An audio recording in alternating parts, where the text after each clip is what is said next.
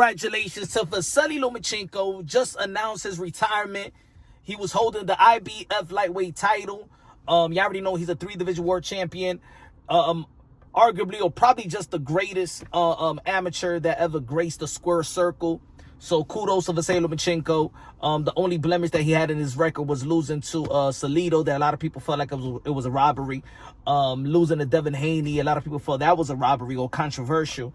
And the only one that actually beat him, you know what I'm saying, fair and square, and no controversy or anything like that, was Teofimo Lopez.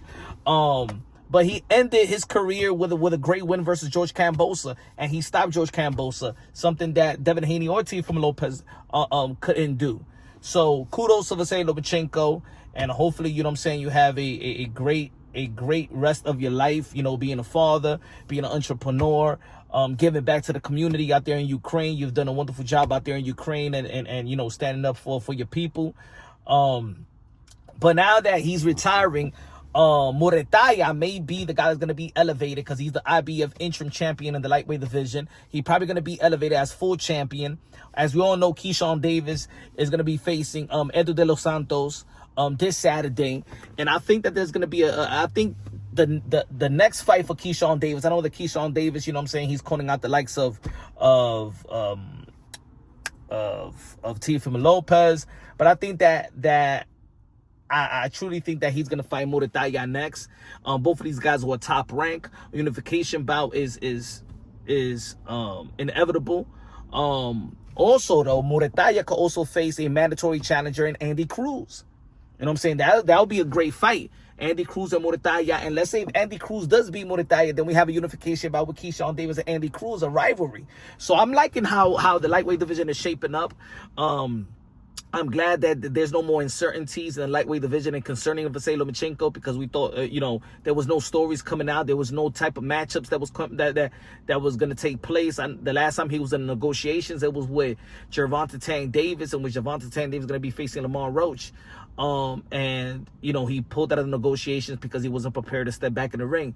As we all know, he's never going to step back in the ring.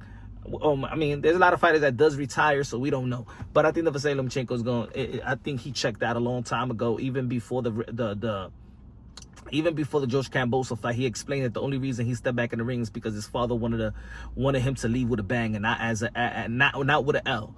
So I think the lightweight division is going to be highly interesting. Also, we got Tevin Farmer that's going to be facing Kid Austin.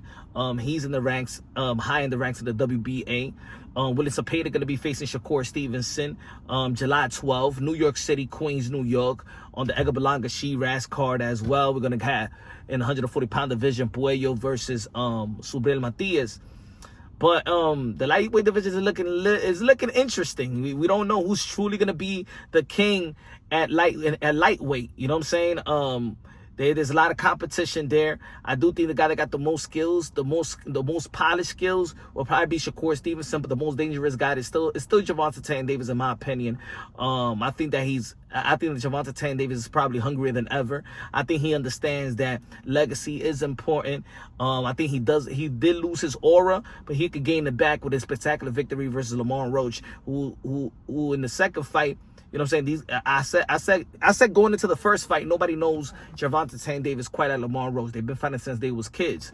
But I think that Gervonta Tank Davis is going to actually win the rematch. I think that he lost the first fight, but I think he's going to win the rematch, in my opinion.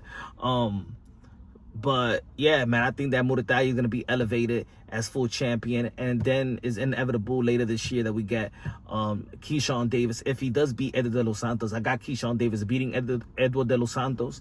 Hopefully he sends a statement. Hopefully he outperforms Shakur Stevenson, and then we'll see probably a potential unification bout with Shakur versus Tank. If Tank does win, and Shakur beats William Cepeda, and then if Keyshawn Davis beat Muratalla, and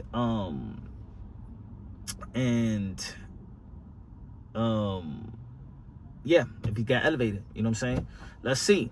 Y'all already know this is Punch Drunk Boxing, aka Mr. Moonshine himself. Subscribe to the channel, smash the like button. Love you, God bless, and on to the next.